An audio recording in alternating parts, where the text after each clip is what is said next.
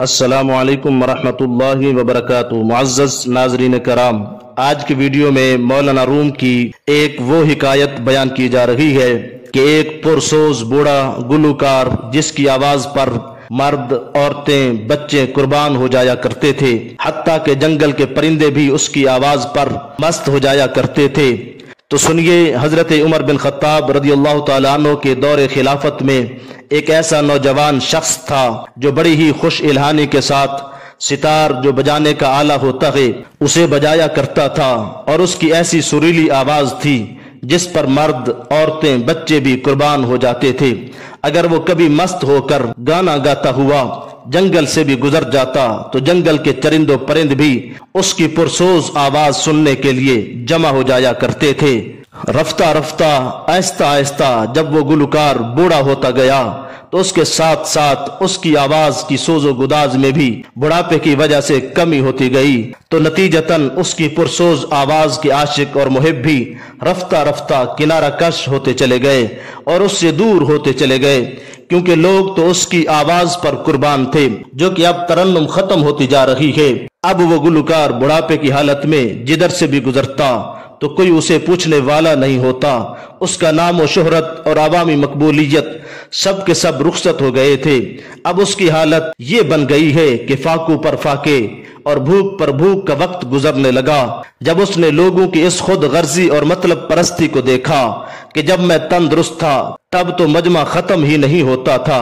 ہر طرف چرچے ہی چرچے ہوا کرتے تھے، اور اب جب میں بڑھاپے کی وجہ سے اس قابل نہیں رہا، لوگ میری آواز کو سننا تو کجا دیکھنا ہی گوارا نہیں کرتے، یہ سوچ کر ایک دن بہت غمزدہ ہوا اور دل ہی دل میں کہنے لگا کہ اے میرے اللہ، جب میں خوش آواز تھا تو تیری مخلوق مجھ پر پروانہ وار فدا ہو جایا کرتی تھی، ہر طرف میری خاطر تواضع ہوتی تھی اور خوشحالی ہوتی تھی۔ اب بڑھاپے کی وجہ سے آواز خراب ہو گئی ہے تو یہ خواہش پرست اور خود غرض لوگ اب تو میرے سائے سے بھی بھاگنے لگے ہیں، اور آہ نکالی ہے کہ ہائے ایسی بے وفا مخلوق سے میں نے دل لگایا، اور یہ تعلق کس درجہ پر فریب تھا۔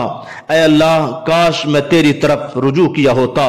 اور اپنے شب و روز تیری ہی یاد میں گزارے ہوتے اور تیری ہی اتباع میں زندگی گزاری ہوتی اور تجھ سے ہی امید رکھی ہوتی تو آج یہ دن نہ دیکھنا نصیب ہوتا۔ اب وہ بوڑھا گلوکار دل ہی دل میں نادم اور شرمندہ ہو رہا تھا، اور آنکھوں سے آنسو بارش کی طرح بہہ رہے تھے، خدا کی یاد میں مست ہو گیا تھا۔ اسی دوران اللہ تعالیٰ کی رحمت نے اس کے دل کو اپنی طرف کھینچ لیا ہے، چنانچہ بوڑھے گلوکار نے دل سے ایک آہ کھینچی اور لوگوں سے منہ موڑ کر دیوانہ وار مدینہ منورہ کے قبرستان کی طرف روانہ ہو گیا، اور ایک پرانی اور شکستہ قبر کے غار میں جا بیٹھا اور پھر دعا کرنے لگا۔ روتے ہوئے وہ اللہ رب العزت سے عرض کرنے لگا کہ اے اللہ، آج میں تیرا مہمان ہوں، جب ساری مخلوق نے مجھے چھوڑ دیا ہے اور مجھ سے منہ موڑ لیا ہے، اب تو تیری بارگاہ کے علاوہ میرے لیے کوئی پناہ گاہ نہیں ہے، اور تیرے سوا کوئی بھی میری اس آواز کا خریدار نہیں ہے۔ اے اللہ، اب تو آشنا بیگانے ہو چکے ہیں اور اپنے پرائے ہو چکے ہیں، اب تیرے سوا میری کوئی پناہ گاہ نہیں ہے۔ اے اللہ، میں بڑی امیدیں لے کر آپ کی بارگاہ میں حاضر خدمت ہوا ہوں، اپنی رحمت سے آپ مجھے نہ ٹھکرائیے۔ پرانی قبر کے اس غار میں بوڑھا گلوکار اس طرح آہو زاری اور آہو بقا میں مشغول و مصروف تھا، اور آنکھوں سے خون دل بہہ رہا تھا کہ اللہ رب العزت کا دریائے رحمت جوش میں آ گیا ہے، اور حضرت عمر بن خطاب رضی اللہ تعالیٰ عنہ کو الہام ہوا ہے کہ اے عمر، میرا فلاں بندہ جو اپنی خوش آوازی کی وجہ سے زندگی بھر میری مخلوق میں مقبول و محبوب رہا ہے، اور اب بڑھاپے کی وجہ سے آواز خراب ہو جانے کی وجہ سے ساری خلقت نے اسے چھوڑ دیا ہے، اور اس کے روزگار کے ذرائع کا ختم ہونا اور ناکامی کا غم اس کی ہدایت کا اور میری طرف رجوع کرنے کا سبب بن گیا ہے، تو اب میری وسعتوں والی رحمت اس کی خریدار بن گئی ہے۔ اگرچہ زندگی بھر وہ میرا نافرمان اور مجھ سے غافل رہا ہے، لیکن میں اس کی آہ و زاری کو قبول کرتا ہوں، کیونکہ میری بارگاہ کے علاوہ میرے بندوں کے لیے کوئی اور جائے پناہ ہے ہی نہیں۔ بس اے عمر، آپ بیت المال سے کچھ معتد بھی رقم لے کر اس قبرستان میں جائیے اور میرے بندے عاجز و بے قرار کو مجھ رب کا سلام پیش کیجئے۔ پھر یہ رقم پیش کر کے اسے کہہ دیجئے کہ آج سے اللہ تعالیٰ نے تجھے اپنا مقرب اور محبوب بندہ بنا لیا ہے اور اپنے فضل و کرم کو تیرے لیے خاص کر دیا ہے۔ اب تجھے غم زدہ اور پریشان ہونے کی ضرورت نہیں ہے اور نہ ہی مخلوق کے سامنے ہاتھ پھیلانے کی ضرورت ہے۔ اے عمر، میرے اس بندے سے کہہ دو کہ اللہ رب العزت نے ہمیشہ کے لیے غیب سے تیری روزی اور رزق کا انتظام کر دیا ہے۔ حضرت عمر رضی اللہ تعالی عنہ نے جس وقت غیب سے یہ آواز سنی تو بے چین ہو گئے، فوراً اٹھے اور بیت المال سے کچھ رقم لے کر قبرستان کی طرف چل دیے، اور وہاں پہنچ کر کیا دیکھتے ہیں کہ ایک پرانی اور ٹوٹی ہوئی قبر کے غار میں ایک بوڑھا آدمی ستار لیے ہوئے سو گیا ہے، اور اس کا چہرہ اور داڑھی آنسو سے تر ہو چکے ہیں، اور اسی اشک ندامت کی وجہ سے اس کو یہ مقام و مرتبہ ملا ہے۔ خلیفہ وقت حضرت عمر بن خطاب رضی اللہ تعالیٰ عنہ اس پرانی قبر کے سامنے بادب کھڑے ہو کر انتظار فرما رہے تھے کہ جیسے بوڑھا گلوکار بیدار ہوگا تو ان سے اللہ تعالیٰ کا سلام اور پیغام عرض کروں گا۔ اسی انتظار کے دوران حضرت عمر بن خطاب رضی اللہ تعالیٰ عنہ کو چھینک آ گئی، جس سے اس کی آنکھ کھل گئی ہے، اور خلیفۃ المسلمین کو دیکھ کر خوف کے مارے وہ کانپنے لگ گیا ہے۔ اس ستار کی وجہ سے جو بجانے کا آلہ تھا، نہ جانے آج مجھ پر کتنے درے پڑیں گے، کیونکہ خلافت فاروقیہ میں درہ فاروقی کی بڑی شہرت تھی۔ حضرت عمر رضی اللہ تعالیٰ عنہ نے جب دیکھا کہ بوڑھا گلوکار کانپ رہا ہے تو آپ نے ارشاد فرمایا کہ ڈرو نہیں، میں تمہارے رب کی طرف سے تمہارے لیے بہت بڑی خوشخبری لے کر آیا ہوں۔ حضرت عمر رضی اللہ تعالیٰ عنہ کی زبان مبارک سے بوڑھے گلوکار کو جب اللہ تعالیٰ کی رحمت و عنایات اور مہربانیوں کا علم ہوا تو اللہ تعالیٰ کی وسیع رحمت کے مشاہدہ سے اس پر شکر و ندامت کا حال طاری ہو گیا، غلبہ حیرت اور شرمندگی سے کانپنے لگ گیا ہے، اپنے ہاتھ کو ندامت سے چبانے لگا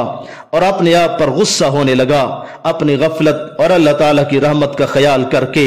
ایک چیخ ماری اور پھر کہا کہ اے میرے بے مثل آقا، اپنی نالائکی اور غفلت کے باوجود آپ کی رحمت بے مثال کو دیکھ کر میں شرم سے پانی پانی ہو رہا ہوں۔ جب بوڑھا گلوکار خوب رو چکا اور اس کا درد حد سے گزر گیا تو اپنے اس ستار آلہ کو غصہ سے زمین پر پٹخ کر کے ریزہ ریزہ کر دیا ہے، اور اس کی طرف متوجہ ہو کر کہنے لگا، تو نے ہی مجھے اللہ تعالیٰ کی محبت و رحمت سے دور رکھا تھا، اور تو نے ہی 70 سال تک میرا خون پیا، یعنی تیرے ہی سبب لہو و لعب، کھیل کود اور نافرمانی کرتے کرتے بوڑھا ہو گیا ہوں، اور تیری ہی وجہ سے میرا چہرہ اللہ تعالیٰ کے سامنے سیاہ تھا۔ اس بوڑھے کی اس گریہ وزاری اور آہ و بکا سے حضرت عمر رضی اللہ تعالیٰ عنہ کا کلیجہ منہ کو آ رہا تھا اور آپ کی آنکھیں اشکبار ہو رہی تھیں۔ آپ نے فرمایا کہ اے شخص، تیری گریہ وزاری تیرے اندر کے باطن کی ہوشیاری اور مضبوطی کی دلیل ہے، اور تیری جان اللہ تعالیٰ کے قرب سے زندہ اور روشن ہو چکی ہے، کیونکہ اللہ تعالیٰ کی بارگاہ میں گنہگار کے آنسو کی بڑی قیمت ہوا کرتی ہے۔ حضرت عمر رضی اللہ تعالیٰ عنہ کی صحبت مبارکہ کے فیضان سے وہ گلوکار، نیکوکار اور متقی و پرہیزگار بن گیا اور اکابر اولیاء اللہ کی صف میں داخل ہو گیا۔ اس واقعہ سے معلوم ہوا کہ انسان کو اپنی کسی بھی بدحالی کی وجہ سے نا امید نہیں ہونا چاہیے، اور ہمیشہ اللہ تعالیٰ کی رحمت سے امیدوار اور وابستہ رہنا چاہیے۔ اور ایک سبق یہ بھی حاصل ہوتا ہے کہ اللہ تعالیٰ کے سوا جتنے بھی تعلقات ہیں سب کے سب فانی ہیں اور مطلبی ہیں، ان میں کچھ بھی وفاداری کا مادہ نہیں ہوتا۔ صرف اور صرف اللہ تعالیٰ ہی کی ذات پاک ایسی کریم اور حی قیوم ہے جو ہر حال میں اپنے بندوں کی خریدار ہے۔ البتہ وہ محبت اور تعلق جو کسی سے صرف اللہ تعالیٰ ہی کے لیے ہو، وہ اللہ تعالیٰ ہی کی محبت میں داخل ہے۔ اگر کسی سے محبت ہو یا نفرت تو وہ صرف اور صرف اللہ ہی کے لیے ہونی چاہیے۔ اور اس واقعہ سے ہمیں ایک یہ بھی سبق حاصل ہوتا ہے کہ عاجزی اور انکساری اور توبہ و استغفار کی اللہ تعالیٰ کے نزدیک وہ قدر و قیمت ہے کہ زندگی بھر کی نافرمانیوں کو مٹا کر اللہ تعالیٰ کے انتہائی قریب کر دیتی ہے۔ اللہ رب العزت ہم سب کو دین اسلام کی احسن طریقے سے سمجھ عطا فرمائے، آمین۔ وما توفیقی الا باللہ۔